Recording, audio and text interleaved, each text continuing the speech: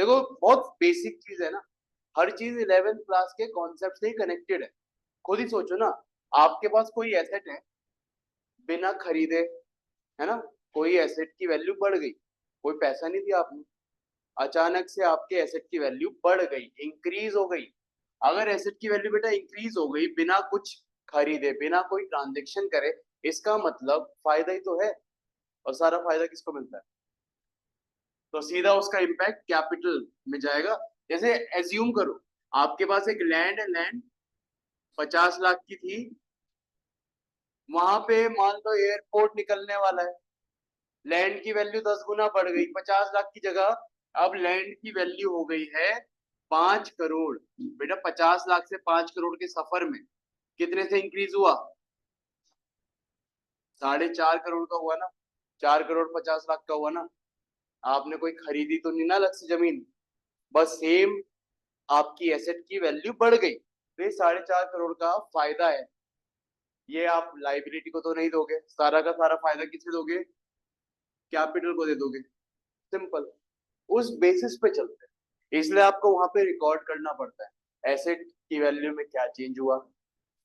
या आपके लाइबिलिटी का भी केस है, अब सोचो ना, लाइबिलिटी अगर कम हो रहा है, लाइबिलिटी अचानक से आपका क्या हो गया, कम हो गया, मान लो 1 लाख से कम हो गया, पे नहीं करा आपने। नॉर्मली कैसे कम होती है लाइबिलिटी? पेमेंट करके। पेमेंट करके करते तो एसेट भी कम होता, लाइबिलिटी भी कम होता, दोनों साइड मैच हो जाती। लेकिन पेमेंट कर रहे हो क्या? नहीं, उसकी वैल्यू कम हो गई। जब आपकी लाइबिलिटी की वैल्यू कम हो गई, ये भी तो फायदा ही है। फायदा हुआ तो किसको मिलेगा? मालिक को मिलेगा ना, एक लाख। देखो दोनों साइड, यहाँ पे जीरो था, दोनों साइड अभी भी मैच हो रही नहीं हो रही। यानी कि एक चीज समझना ना, सारा का सारे तार पहले वाले जो केस था जुड़ा हुआ है किससे बेटा? अकाउंटिंग इक्वेशन से। एसेट की वैल्यू बढ़ी, कैपिटल की वैल्यू बढ़ी, एसेट की वैल्यू घटी, कैपिटल की वैल्यू घटी। इस पे हम ये कह सकते हैं, इकोनॉमिक्स में पढ़ते तुम, इसे हम बोल सकते हैं पॉजिटिव रिलेशनशिप। पढ़ा है नहीं पढ़ा? ग्राफ बनाते, law of demand, law of supply नहीं पढ़ा?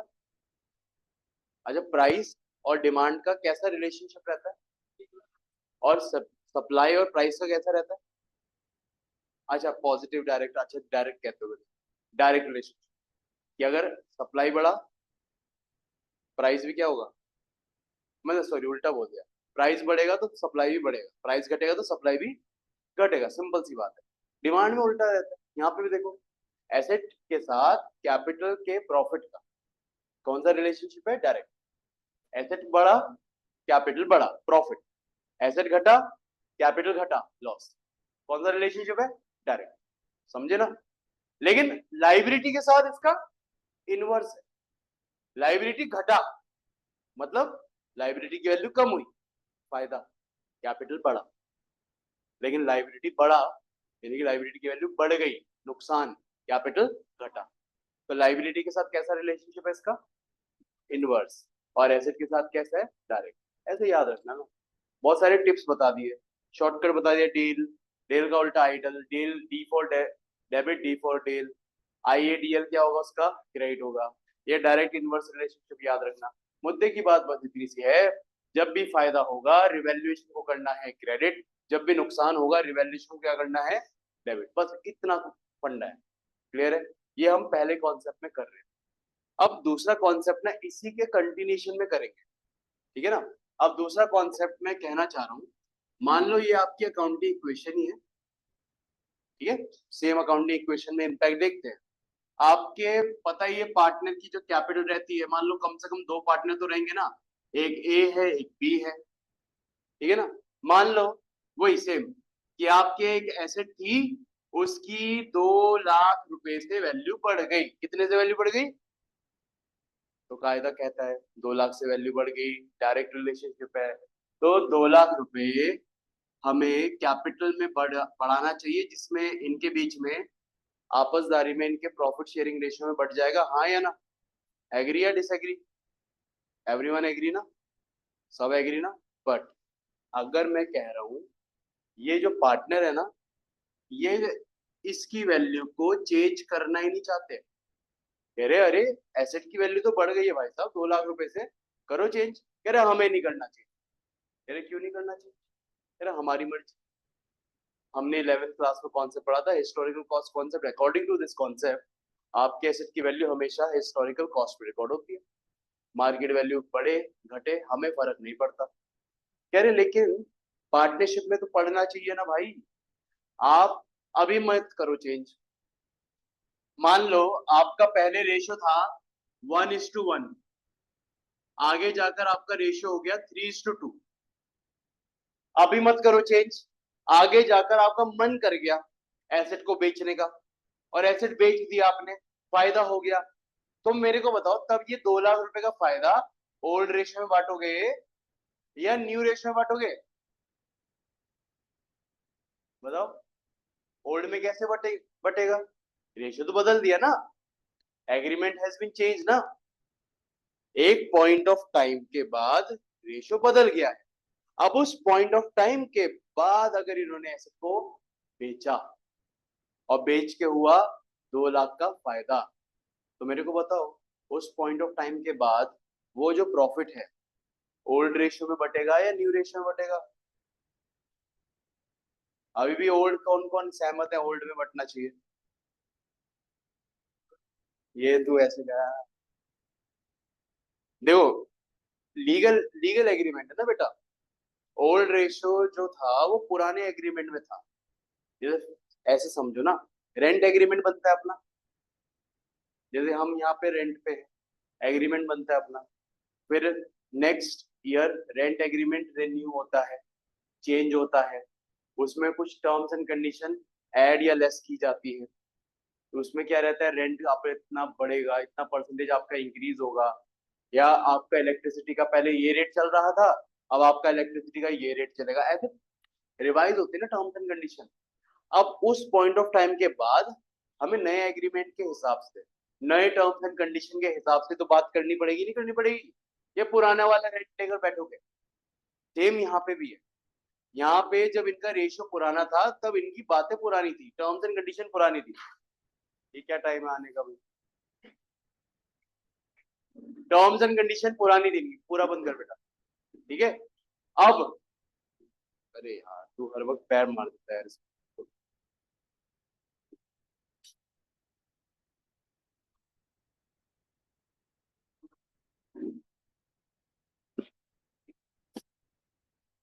चला ले।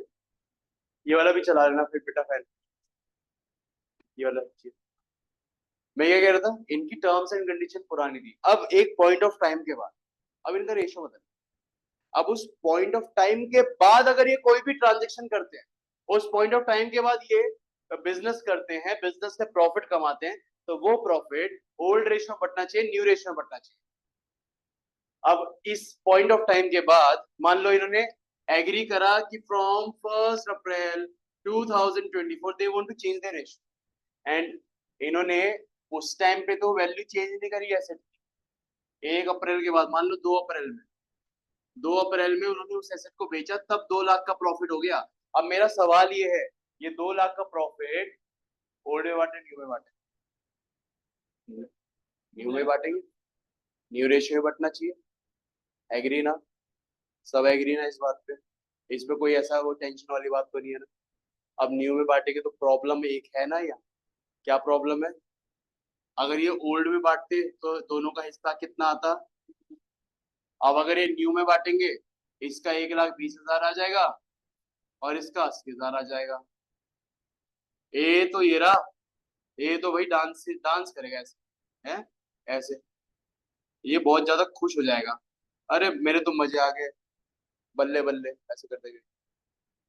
लेकिन जो बी है, बी जो है, ये रहा बी, ऐसे ग्रम्पी सा हो जाएगा ना। ईट पड़ी होगी, ईट उठा करके सर पे मार देगा, ऐसे खून निकल जाएगा इसके, सीधा डेथ पे आ गए। ऐसे नहीं करना ना, ऐसे सही है क्या? अब इनके बीच में ऐसा झगड़ा ना हो, ऐसा झगड़ा ना हो, तो इनसे पूछेंगे भाई साहब झगड़ा किस बात का है? कह रहे इसको 20,000 फालतू मिल रहे हैं, मेरे को 20,000 कम मिल रहे हैं आगे जाकर। इसको 20,000 फालतू दे रहे हो आगे जाकर, बिकॉज ऑफ न्यू रेशियो। पहले दोनों का 1-1 लाख था, अब इसका 20 हो गया, मेरा 80 हो गया। मेरे को 20,000 कम मिल रहे हैं, इसको 20,000 फालतू मिल रहे। कह रहे 20,000 को लेकर ही झगड़ा है क्या? कह रहे हाँ। कह रहे कोई बात नहीं भाई, इसको 20,000 फालतू मिल रहे ना, 20,000 इससे ले लो। तेरे को 20,000 कम मिल रहे ना, तेरे को 20,000 अभी दे दो। फिर कब करेंगे ये काम? जिस दिन रेशियो चेंज होगा ना, उसी दिन करेंगे। तो मोरल ऑफ द स्टोरी क्या है? अगर देखो, दो केस आपके बताए थे। पहला केस, पहला सिंपल केस, ये झगड़े की बात ही मत करो ना। आप क्या करो, पहले ही 2 लाख रुपए का प्रॉफिट बुक करो, एसेट की वैल्यू को बढ़ा दो, और जो प्रॉफिट होगा उसको ओल्ड रेशियो में बांट दो। झगड़े की बात होगी क्या यहाँ पे? लेकिन अगर ये चाहते हैं, इन्हें नहीं चेंज करनी एसेट की वैल्यू, दे वांट कि बुक वैल्यू से ही आपकी एसेट की वैल्यू कंटिन्यूड रहे। एसेट की वैल्यू वहां चेंज नहीं होगी। हम कोई एंट्री नहीं करने वाले कि एसेट की वैल्यू बदल गई, asset account debit to revaluation, ये कुछ नहीं करने वाले भाई साहब। रिवैल्यूएशन अकाउंट नहीं बनाने वाले। लेकिन फ्यूचर में अगर आपने एसेट को बेच दिया, तब हुआ फायदा, तो फ्यूचर के फायदे की वजह से झगड़ा फ्यूचर में हो सकता है। तो उस झगड़े को पहले ही रिजॉल्व कर दो। एक विजन बनाकर चलो कि ये प्रॉब्लम आ सकती है, इस प्रॉब्लम का सॉल्यूशन क्या है। झगड़े का आप सोर्स निकालो, क्या सोर्स है यहाँ झगड़े का? इसको 20,000 फालतू मिल रहा था, इसको 20,000 कम मिलेगा फ्यूचर में, तो बस उस 20,000 को पकड़ लो बेटा। समझे ना बात? ये यानी कि जब आप रेशियो चेंज करोगे ना, जब एसेट और लाइबिलिटी की वैल्यू चेंज नहीं होगी, तब क्या करेंगे? ए से 20,000 ले लेंगे। भाई क्या टाइम है ये आने का? बर्थडे मेरा था, पार्टी मैंने करी है, लेट तुम्हारे। इससे 20,000 क्या करेंगे बेटा? इससे 20,000 ले लेंगे और इसको 20,000 दे देंगे। अगर अकाउंटिंग इक्वेशन में इसका इफेक्ट देखा जाए, जीरो ही तो हो रहा है। एसेट में कुछ नहीं करा, लाइबिलिटी में तो कुछ होना ही नहीं था। एक पार्टनर से पैसा ले लिया और एक पार्टनर को पैसा दे दिया, नलिफाइड हो गया ना। हेंस टू, हाँ क्या कह रहा है? फायदा है। ये तो तुम्हें अभी इतना लॉन्ग कट से बताया, लेकिन अगर मुद्दे की बात पे आए, नए रेशो का यूज ये होगा, गुडविल में जैसे होता था भाई, इसको 20,000 फालतू क्यों मिल रहे थे? Gaining partner. इसको 20,000 कम क्यों मिल रहे थे? Sacrificing partner. बस ओल्ड रेशो पता है, न्यू रेशो पता है ब्रो, तो आप क्या करो, गेनिंग सेक्रीफाइसिंग निकालो, और जो भी तुम्हारा प्रॉफिट रहेगा ना, प्रॉफिट रिवैल्यूएशन प्रॉफिट, उसको तुम सेम एंट्री करो ना। ए से ले लो, कैपिटल बढ़ेगी कम होगी? क्यों? ए का गेनिंग पार्टनर है, क्या एंट्री होती है गुडविल वाली? Gaining partners capital account debit to sacrificing partners capital. Simple, वही करेंगे यहाँ पे। कुछ अलग कर रहे हैं क्या? लेकिन अगर लॉस हो गया तो, प्रॉफिट की जगह लॉस हो गया तो क्या? दोनों की चलेंगे? मेरे को बताओ ना। जिया, बता, अगर लॉस हुआ, कौन नाचेगा? ए नाचेगा या बी नाचेगा? बी नाचेगा। बी क्यों नाचेगा? इसको कम लॉस झेलना पड़ेगा फ्यूचर में, इसको ज्यादा लॉस झेलना, गेनिंग है ना ये। भाई अगर इसे प्रॉफिट ज्यादा मिल रहा है, तो फ्यूचर में लॉस भी तो ज्यादा मिलेगा, तो नाचेगा कौन? बी। ए नहीं नाचेगा, ए गुस्सा करेगा, इस बार ईट ए उठा लेगा। समझे ना? यानी कि लॉस के केस में हम उल्टा करते, अगर प्रॉफिट हुआ तो क्या एंट्री बताई? Gaining to sacrifice. लॉस हुआ तो क्या होगा? सेक्रीफाइसिंग से लेंगे और गेनिंग वाले को दे देंगे। सिंपल। समझे ना ये कॉन्सेप्ट? अब इसमें हेडिंग लिखो जो तुम्हें समझाया। अब इसको बना लेते हैं। हेडिंग डालना कॉन्सेप्ट 3 का केस 2। कॉन्सेप्ट नंबर 3 का बेटा केस नंबर 2, या केस नंबर बी है, बी ए बी करके लिखवाया होगा। Case B, when partners do not want to change the value of assets and liabilities, when partners do not want to change the value of assets and liabilities, ठीक है ना। अब इसमें क्या करेंगे, देखो सिंपल स्टेप्स क्या है, सिमिलर एडजस्टमेंट रहने वाली है, सेम आपको चेंज वैल्यू दिया रहेगा। अब क्या है, हमें एंट्री तो करनी नहीं, चेंज तो करनी नहीं वैल्यू, तो यहाँ पे ना हम पहला स्टेप करेंगे, स्टेप नंबर 1। हम क्या करेंगे, प्रिपेयर करेंगे, prepare revaluation account in working note. हम ना रिवैल्यूएशन अकाउंट बनाएंगे लेकिन ऐसे रफली बनाएंगे, वर्किंग नोट में बनाएंगे, ठीक है ना।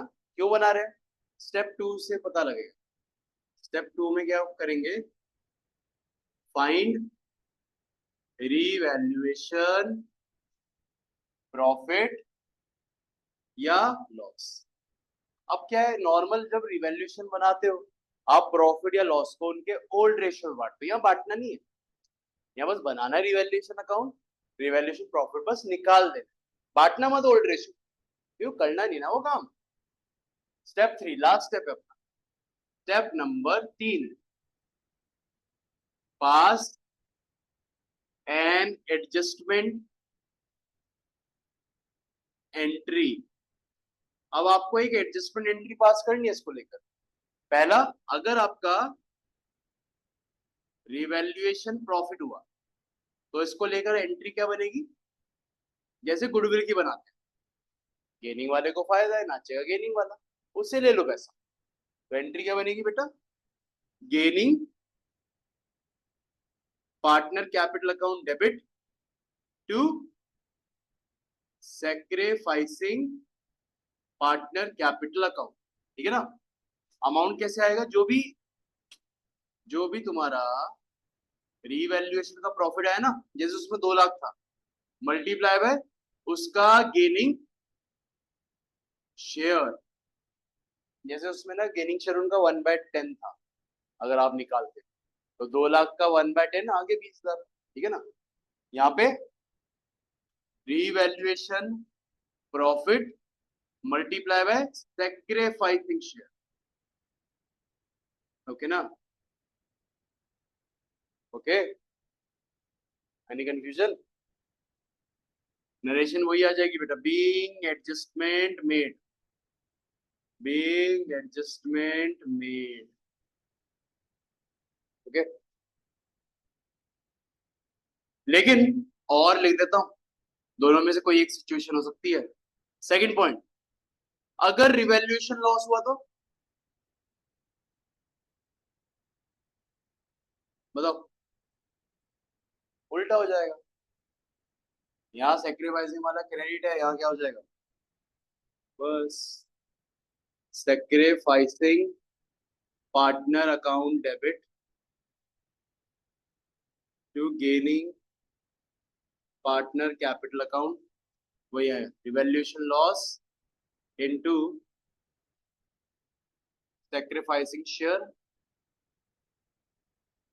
Revaluation loss into gaining share, being adjustment made, being revaluation loss adjusted या रिवैल्यूएशन प्रॉफिट एडजस्टेड, ये बेटा आपकी एंट्रीज बन जाएगी।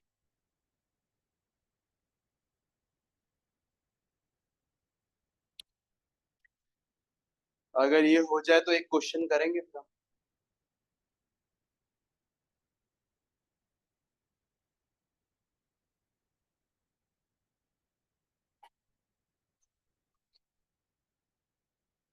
देखना इस केस का पहला ही क्वेश्चन है,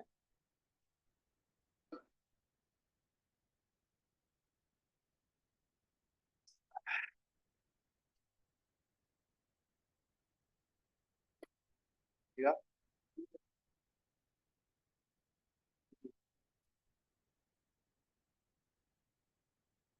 ठीक है, वही है क्या, हाँ यही है। देखो कैसे पता लगेगा ऐसे क्वेश्चन में, कौन सा नॉर्मल वाला है, कौन सा ये। देखो केस 2 के बारे में ना, ये केस बी है ये वाला, ये हमेशा ना इसके बारे में क्वेश्चन में ना गिवन रहे कि ये वाली सिचुएशन आपको लगानी है, ठीक है ना। हमेशा क्वेश्चन में इसकी जानकारी आपको गिवन रहेगी। अगर क्वेश्चन साइलेंट है इसका मतलब ये लगाना है नॉर्मल केस 1 केस ए करेंगे फॉर। तो क्वेश्चन देखना है इसमें पढ़ना। इन्होंने बोला रिचा, मेघा और समीक्षा पार्टनर है, इनका प्रॉफिट एंड लॉसेस इक्वल है। From 1 April 18 they decide to share profit and losses in the ratio 2:1:1. Richa's share has been increased because she introduced additional capital. ये एक और इंफॉर्मेशन दे रखी, कुछ करना नहीं, इसका ट्रेन ट्रेन है ये, ठीक है ना। At the time of reconstitution, following assets and liability are revalued and reassessed. Book figure मतलब बुक वैल्यू इधर दे रखी है, रिवाइज्ड वैल्यू मतलब रीवैल्यूएशन वाली फिगर आपको राइट साइड दे रखी है। अब आगे बोला पार्टनर, ध्यान देना, decided to record the above adjustment without affecting their book value. इस लाइन से कवि क्या कहना चाहते हैं, एडजस्ट तो करना है, इच्छा है एडजस्ट करने की, लेकिन बुक वैल्यू छेड़ेंगे नहीं। जैसी बुक वैल्यू है ना किताब में वैसी ही रखनी है, यानी कि बात वही होगी ना बेटा, एसेट की वैल्यू लाइब्रेरी की value no change, but adjustment करना है। कैसे एडजस्टमेंट करना है ये वाला, समझे ना बात ये। Without affecting the book value of asset and library by passing single adjustment entry. तो बेटा ये जो लाइन है ना, अगर ये लाइन ना दी होती ना, मैं केस ए कर रहा होता जैसे आपको परसों सिखाया था, लेकिन यहाँ लाइन दे दी ना ये वाली, इसका मतलब आप क्या करोगे, एडजस्टमेंट एंट्री के लिए ये स्टेप फॉलो करोगे। पहला स्टेप, सब लोग रिवैल्यूएशन अकाउंट बनाओ, सिर्फ रिवैल्यूएशन प्रॉफिट निकालने के लिए। यहाँ बता दूंगा revaluation account, particulars amount, particulars amount. अच्छा जब ये वाला बनाओगे ना रिवैल्यूएशन अकाउंट, यहाँ जरूर से लिख देना वर्किंग नोट है ये, वर्किंग नोट 1, बिकॉज ये आपका मेन वर्क का काम नहीं है, ये आपका वर्किंग नोट है जस्ट,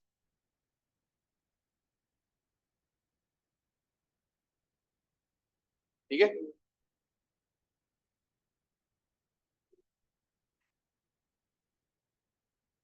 चलो बताओ पहले एसिड कौन सी दे रखी है,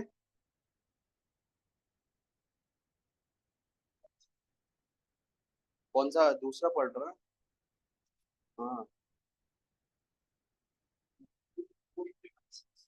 फ्री होल्ड प्रेमाइसेस पहले कितना था बेटा, 8 लाख हो गया। फायदा नुकसान किधर लिखोगे, बाय फ्री होल्ड प्रेमाइसेस।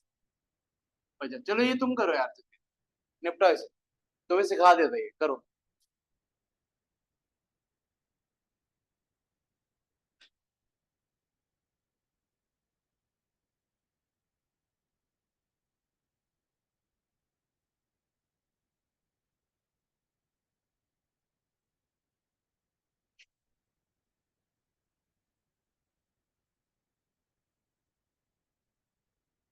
बेटा डिफरेंस लिखते हैं ना हमेशा, माइनस, जैसे 2,25 था 2 लाख हो गया, कितने से नुकसान हुआ, 25 लिख, चेंज वैल्यू लिख, डिफरेंस।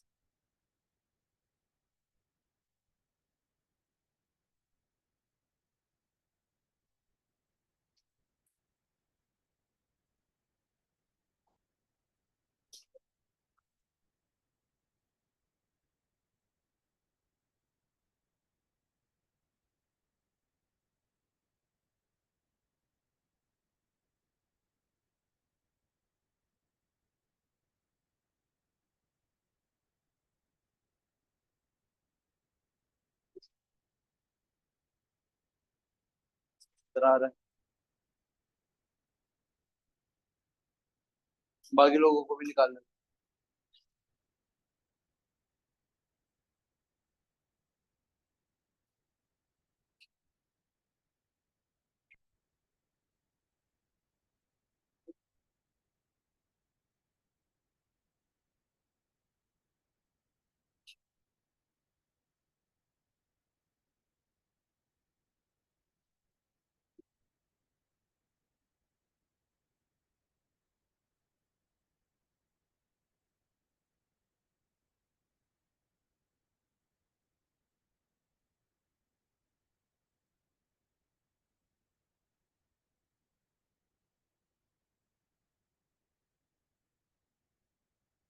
ये करो अभी तक टोटल 55, 55, 25 और 10 35, 17,500 आ रहा है क्या? तूने क्रेडिटर शायद इधर लिख दोगे ना, लाइबिलिटी है ना? हाँ लाइबिलिटी डिक्रीज तो इनवर्स ना। हाँ बताया तुम। बस अच्छा तुम ना ऐसा बांटना मत, सीधा लिखना रिवैल्यूएशन प्रॉफिट। हमने क्या करा, स्टेप 1 कंप्लीट, स्टेप 2 कंप्लीट। अब लास्ट स्टेप है, अगर आपका प्रॉफिट है तो आप ये एंट्री करोगे। इसके लिए आपको ना गेनिंग और सेक्रीफाइसिंग पता होना चाहिए, तो उसके लिए वर्किंग नोट नंबर 2 बनाएंगे। ठीक है, working note number 2, find gaining and sacrificing ratio.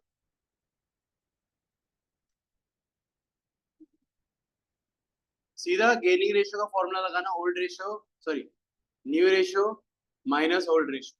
कौन कौन पार्टनर, कौन कौन पार्टनर है भाई? आज निकाल लिया।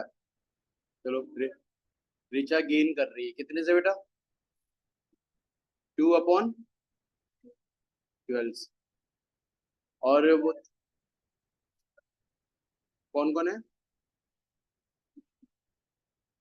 मेघा सेक्रीफाइस 1/12, और समीक्षा पक्का ही यार। ये अब हम ये वाली एंट्री करेंगे, रिवैल्यूएशन प्रॉफिट है ना, तो आप प्रॉफिट की एंट्री कर, which was gaining. Richa gain कर रही है तो क्या, क्या हुआ सिद्धि? अब सही है?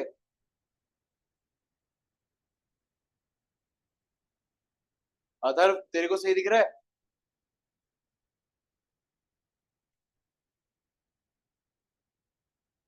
लैग कर रही, पबजी खेल रहे हो क्या तुम? चलो देखो, रिचा का अकाउंट क्या करेंगे बेटा, debit. Recharge capital account debit, यहाँ आएगा 17,500 है ना, 17,500 का 2/12।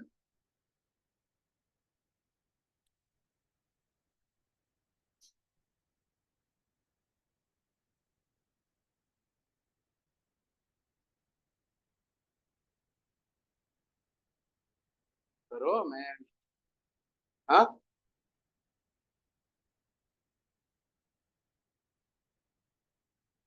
1,05,000, 17,500 का 2/12, 1,05,000। तभी सोना महंगा बेच रहा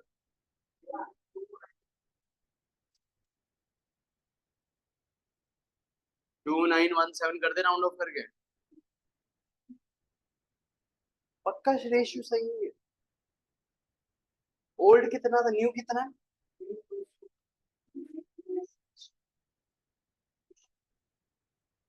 अरे शेयर जब मैं बोलूँ ना, मैं जब बोलूँ ना, मेरे को वो इंडिविजुअल बताया करो। रिचा का कितना है, 2/, हाँ, और ओल्ड कितना था? 1/,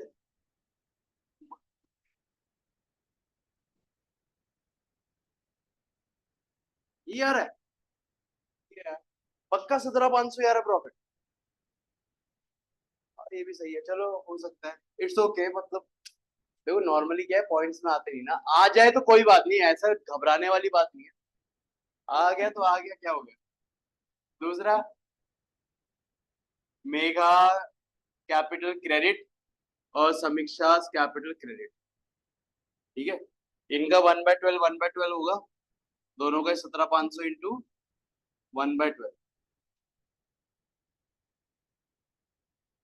यस।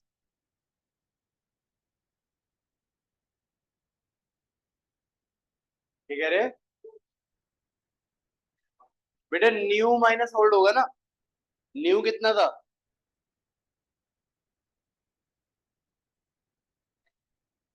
वे क्या तो सही रहा। अरे आंसर तो सेम ही आएगा, ये बस माइनस में आ जाएगा।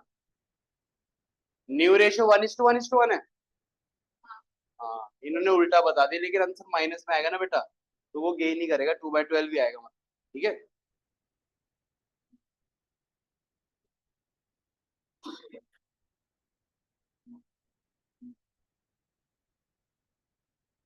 एक का लिखना 1458, एक का लिखना 1459, वो राउंडिंग ऑफ एरर को सही करने के लिए। ठीक है, क्लियर है यहाँ तक, ताकि मैच हो जाए।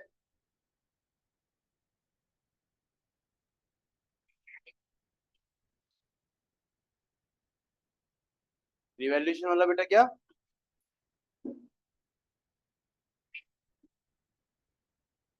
17,500 कैसे, अच्छा 2500 कैसे गए डेटर में? डेटर की वैल्यू पहले कितनी थी बेटा, देखना।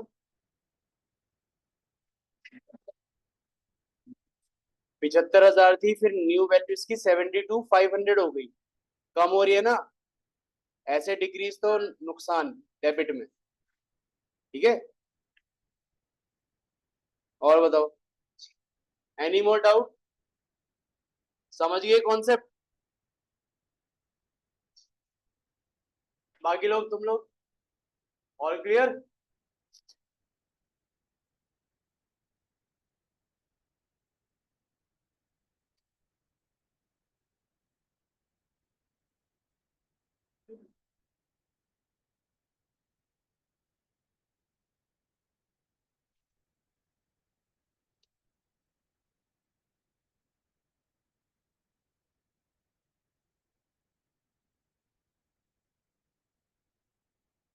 बेटा क्वेश्चन एग्जांपल नंबर 12 करो, इसमें भी सेम है।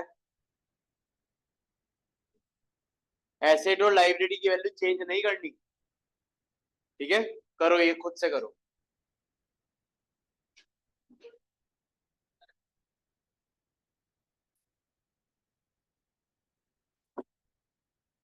Prepare revaluation account in working note.